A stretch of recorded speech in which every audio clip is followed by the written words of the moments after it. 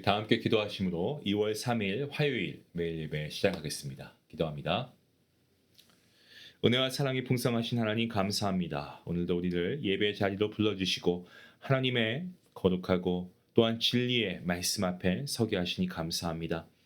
아버지, 이 매일 예배 시간 가운데 우리 성령 하나님께서 역사하여 주시고 우리의 마음이 흩어지지 않고 주님의 말씀에 집중케 허락하여 주시옵소서. 말씀을 통하여 주님의 음성을 듣게 하시고 아버지, 말씀을 통하여서 위로와 또한 아버지, 우리가 정말 새 힘을 얻는 귀한 시간 되게 허락하여 주시옵소서.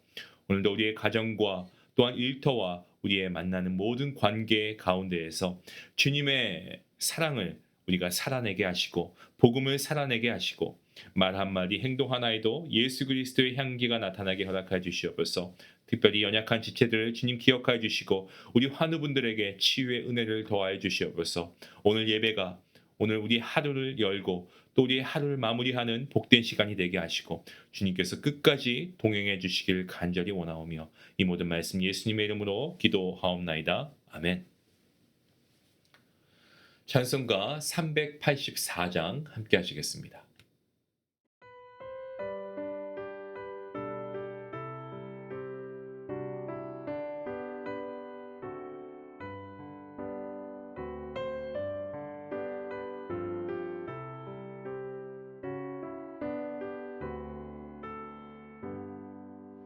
나의 갈 길 다가도록 예수 인도하시니 내 주 안에 있는 긍휼 어찌 의심하리요.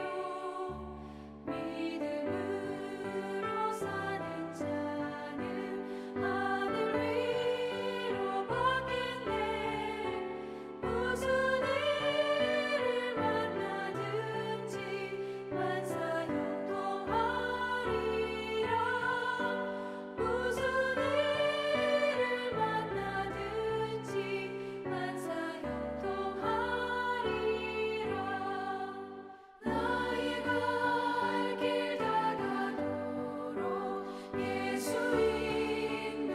인도하시니 어려운 일 당한 때도 족한 은혜 주시네. 나는 심히 고단하고 영혼 매우 가라나 나의 앞에 반석에서 샘물 나게 하시네. 나의 앞에 반석에서 샘물 나게 하시네.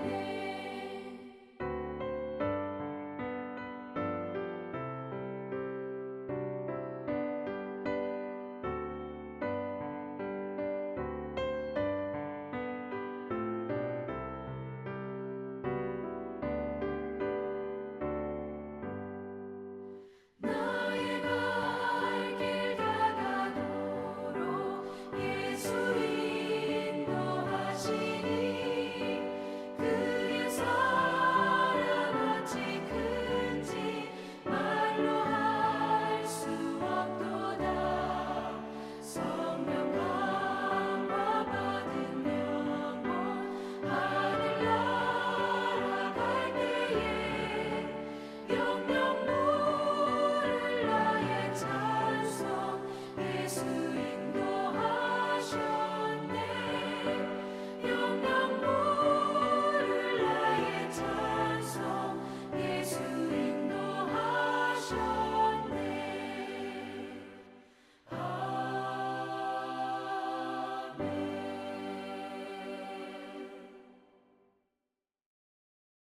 오늘 함께 볼 말씀 어제에 이어서 마태복음 9장 말씀입니다. 27절부터 38절까지의 말씀 되겠습니다. 우리 함께 말씀을 읽도록 하겠습니다. 예수께서 거기에서 떠나가실새 두 맹인이 따라오며 소리질러 이르되 다윗의 자손이여 우리를 불쌍히 여기소서 하더니 예수께서 집에 들어가심에 맹인들이 그에게 나아오거늘 예수께서 이르시되 내가 능히 이 일 할 줄을 믿느냐 대답하되 주여 그러하오이다 하니 이에 예수께서 그들의 눈을 만지시며 이르시되 너희 믿음대로 되라 하시니 그 눈들이 밝아진지라. 예수께서 엄히 경고하시되 삼가 아무에게도 알리지 말라 하셨으나 그들이 나와서 예수의 소문을 그 온 땅에 퍼뜨리니라.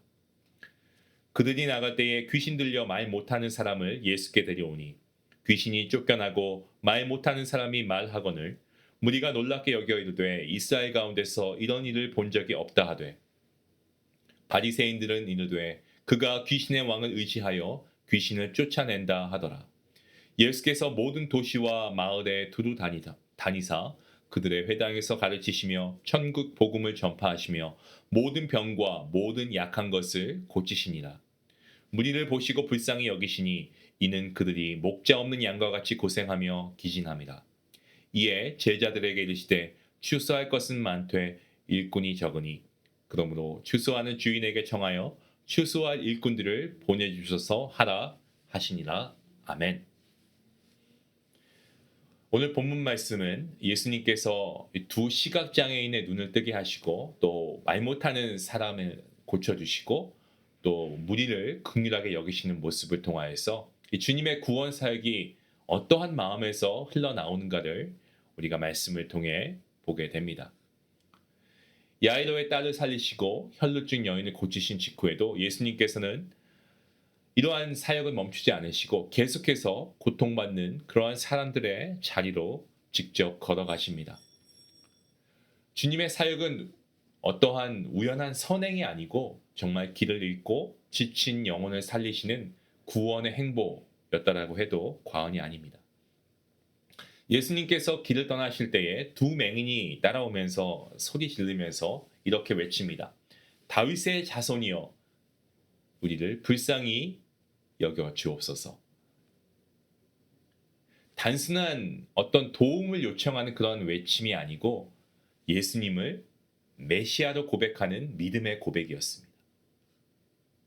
당시에 많은 사람들, 예수님을 쫓았던 많은 사람들, 심지어 예수님의 제자들조차도 예수님이 그리스도이시다라는 사실을 분명하게 깨닫지 못하고 있었던 때였습니다마는 이 육신의 눈이 멀었던 이들, 오히려 영적인 눈이 열려서 주님을 알아보게 됩니다.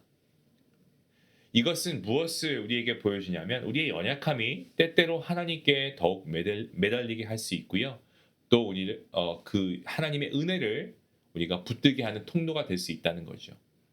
때문에 우리가 연약할 때 주님을 찾는 분들 중에 내가 그동안 기도 생활도 못하고 예배도 못했는데 내가 무슨 염치가 있어서 하나님께 기도하나. 여러분 그렇게 하시면 안 됩니다. 우리 연약함이 있을 때는요. 그 연약함을 하나님께 내어놓으시면 됩니다. 이러한 연약한 상황들이 때는 우리가 하나님께 더욱 매달리게 하는 하나의 동기가 될 수 있다는 거죠. 이러한 것을 하나님께서는 절대 막지 않으십니다. 귀하게 보십니다. 자, 말씀을 보시면 예수님께서 집에 들어가시죠. 그때 두 맹인도 끝까지 따라 들어옵니다. 그리고 예수님께서는 그들에게 내가 능히 이 일을 할 줄 믿냐라고 물어보십니다. 그때 이 두 맹인이 뭐라고 합니까? 주님 그렇습니다. 라고 대답합니다.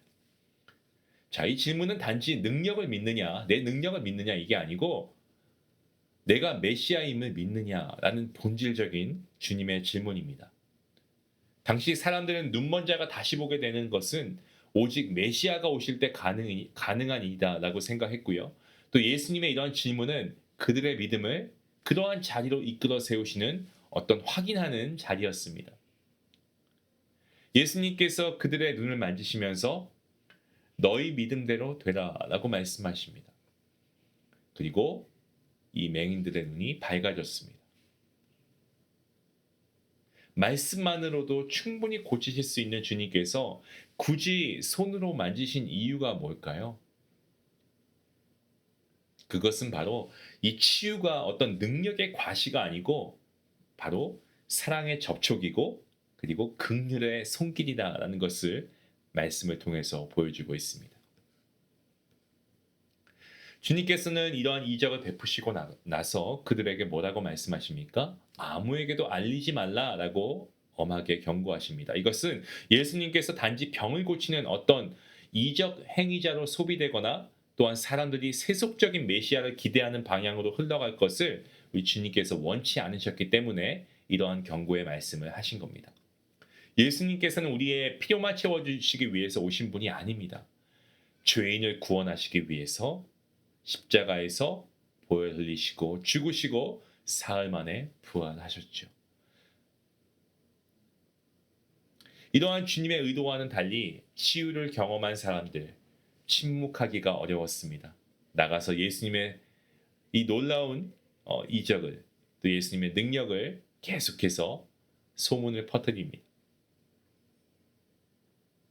이러한 것은 우리에게 한 가지 도전을 하고 있습니다. 그것은 바로 우리가 받은 이 은혜의 감격이 우리 안에만 있는 것이 아닌가라는 거죠.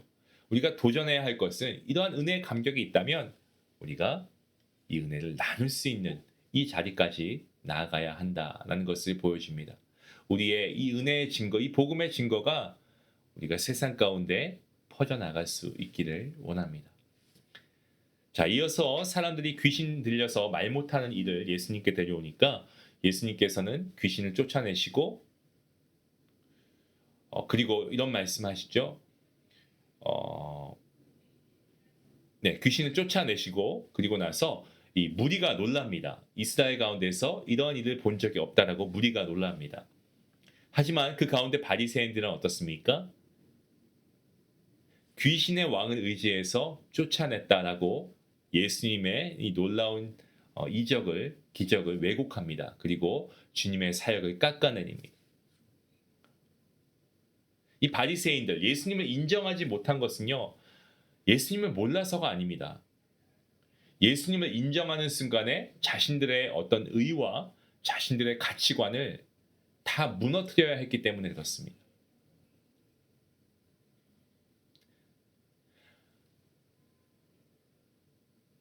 우리가 사실 이러한 모습이 있지 않습니까? 내가 내 자신의 어떤 자존심, 이런 것들을 내려놓지 못해서 예수님을 인정하지 못하고 예수님을 구주로 영접하지 못하는 이들을 저는 많이 봤습니다. 여러분, 우리는 분명하게 믿습니다. 예수님께서 우리의 구원자이시고 메시아임을 우리는 분명히 믿습니다. 그렇다면 우리의 가치관과 우리의 의를 내려놓을 수 있어야 합니다. 여러분, 같은 사건 앞에서도 누군가는 믿음으로 엎드리지 않습니까? 하지만 누군가는 불신을 가지고 예수님을 조롱합니다.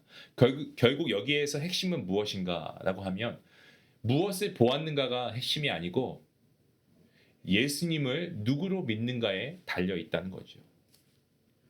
우리 모두가 예수님을 구원자로, 구주로 믿는 믿음의 고백이 있기를 주님의 이름으로 간절히 축원합니다. 예수님께서는 계속해서 여러 도시와 마을을 다니시면서 가르치시고 복음을 전파하시고 병든 자와 약한 자를 고쳐주십니다. 그리고 이 모든 사역의 깊은 동기는 바로 이 무리를 긍휼하게 불쌍히 여기셨기 때문이다라고 성경이 말씀하고 있습니다. 이 긍휼이라고 했을 때 이 긍휼은 가벼운 동정이 아닙니다. 그 의미를 살펴보면 창자가 끊어질 듯한 그러한 사랑의 표현이 이 긍휼입니다. 목재 없는 양처럼 지쳐있고 정말 잃어버린 양처럼 어디 갈지를 모르고 갈팡질팡하고 있는 그들을 그냥 두지 못하는 아버지의 마음이죠. 저와 여러분 오늘 이 자리에 서게 된 것도 주님께서 먼저 우리를 불쌍히 여겨주셨기 때문에 그렇습니다. 이 사실을 우리가 간과해서는 안 됩니다. 끝으로 예수님께서는 출소할 것은 많은데 일꾼이 적다라고 하시면서 출소하는 주인에게 일꾼을 보내달라고 그렇게 기도할 것을 말씀하십니다. 복음이라고 했을 때 이것은 저절로 전해지는 것이 아닙니다. 하나님께서 사람을 보내셔서 이루어 가십니다. 동시에 그 일꾼은 인간의 의지로 만들어지는 것이 아니고 하나님께서 부르시고 보내주심을 통해서 세워지는 것입니다. 사랑하는 성도 여러분, 때문에 우리는 주님의 긍휼을 입은 자 아니겠습니까? 그 긍휼이 머무는 자리에서 그치지 않고 이제는 하나님께서 보내시는 추수하는 일꾼이 되어야 할 것입니다. 복음의 증인이 되시기 바랍니다. 오늘도 다윗의 자손이여 우리를 불쌍히 여겨주옵소서라고 우리가 고백하며 주님께 나아갈 수 있는 겸손한 믿음의 소유자가 되실 수 있기를 원하고 주님의 손길로 세임을 얻으시고 정말 여러분의 삶의 모든 자리 가운데서 주님의 복음을 나타낼 수 있는 그러한 복된 날 될 수 있기를 주님의 이름으로 축원합니다. 기도하시겠습니다. 하나님 감사합니다. 오늘도 말씀의 은혜가 우리 안에 족한 줄로 믿습니다. 우리가 본래 정말 영적으로 우리가 죽었던 자 아니겠습니까? 혈루병에 걸린 여인처럼 평생 부정한 삶을 살았던 우리가 아니겠습니까? 영적으로 눈이 멀어서 정말 영원한 것에 대해서 듣지도 말하지도 못하는 존재가 바로 우리가 아니었겠습니까? 그럼에도 지금 이렇게 하나님께 머리 숙일 수 있음은, 예배할 수 있음은 바로 하나님께서 우리를 긍휼히 여겨주셨기 때문인 줄로 믿습니다. 목자 없는 양과 같이 정말 기진할 때에 우리의 목자가 되어주신 주님 감사합니다. 우리가 매일매일 하나님께서 머물게 하신 그 삶의 자리자리마다 영적인 것을 거두는 하나님께서 보내주신 참된 제자의 삶을 살아갈 수 있도록 하나님 함께 해주시옵소서. 오늘도 주님의 불쌍히 여기심으로 말미암아 우리의 연약한 부분이 강해지게 하시고 생명의 열매를 맺을 수 있는 아버지 귀한 역사의 날이 될 수 있도록 하나님 함께하여 주시옵소서. 감사하며 예수님의 이름으로 기도하옵나이다. 아멘. 주님께서 저와 여러분을 긍휼하게 여기십니다. 이 긍휼함을 받은 자로서 주변에 도움이 필요한 사람들에게 이 긍휼함을 베풀 수 있으면 어떨까요? 그리고 이 긍휼함을 통하여서 복음을 전할 수 있는 그 은혜의 자리에까지 갈 수 있기 원합니다. 우리 말씀을 생각하시면서 함께 기도하며 나아가겠습니다. 기도합니다.